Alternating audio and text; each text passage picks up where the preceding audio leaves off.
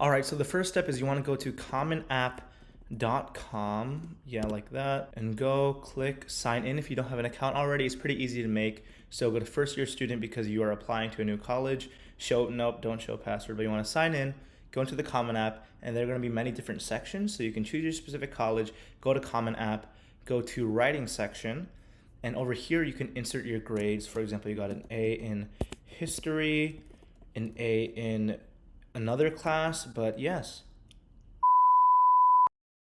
In all seriousness, it's application season and a lot of you have been reaching out for help. I've done a video series like this, so please check that old playlist. But this series will reflect modern times, cite Yale's website directly, as well as include my post-grad thoughts. The college application process might seem daunting, but at the end of the day, there are no secrets on how to get in. There are literally these free websites from admissions officers directly, as well as videos like these that help interpret them. Before we start, I'd like to mention that along with these videos I provide, feel free to use the Calendly link down below to schedule a free 5 to 10 minute phone call with me if you're interested in college application freelance services designed specifically for you. I also have other links down below with resources that could be helpful for you. And once again, if any of these pose a financial burden for you, please email me. We can figure something out. All right, so grades, GPA, class rank, transcript. How do these all play into the college application process? First off, if you want to get into your dream college such as Yale, it's important to note that there are no cutoffs for grades. This means that you do not need straight A's or A pluses to get in. I just needed to get that out of the way, but don't get me wrong, although the college application process is truly holistic, which means that they look at all aspects of your application, your high school transcript is still extremely important. I'm going to read a quick excerpt directly from Yale's website. Yale is above all an academic institution. This means that academic strength is our first consideration in evaluating any candidate. The single most important document in your application is your high school transcript, which tells us a great deal about your academic drive and performance over time. We look for students who have consistently taken a broad range of challenging courses in high school and have done well. Once again, all of this stuff is not a secret. You should definitely check out Yale's website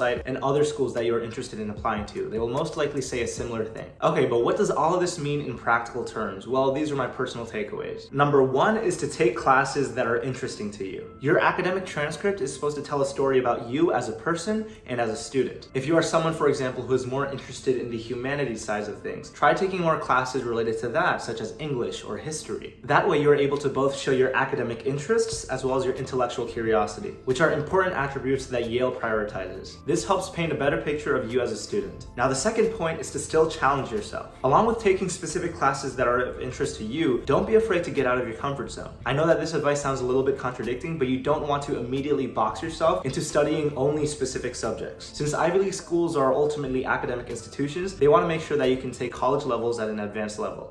They want to make sure that you can take college courses at an advanced level. There aren't any specific classes that you have to take in high school, but Yale recommends having a great balance of courses because after all, Yale is a liberal arts institution. They recommend taking classes in the main subject areas such as math, history, English, science, as well as a foreign language. Try taking challenging courses in all those subjects, but if you feel exhausted or overwhelmed, try to prioritize the classes that you find most interest in. That's how we're able to combine both points 1 and points 2. Tip number 3. Pay attention to the trajectory of your grades. Now, what do I mean by this? So let's say, for example, in your freshman year, you don't necessarily do your best in your classes. What is really important is that if you can show colleges that over time, through your sophomore, junior year, and eventually senior year, you're able to consistently take more challenging courses as well as still thrive in them. This shows your growth as a student and is extremely admirable by colleges. It shows that you're willing to challenge yourself, push yourself, as well as improve. Now, tip number 4 is that context is really, really important. So take advantage of all the resources that are specifically available to you. For instance, some schools might not have AP programs, or some schools might have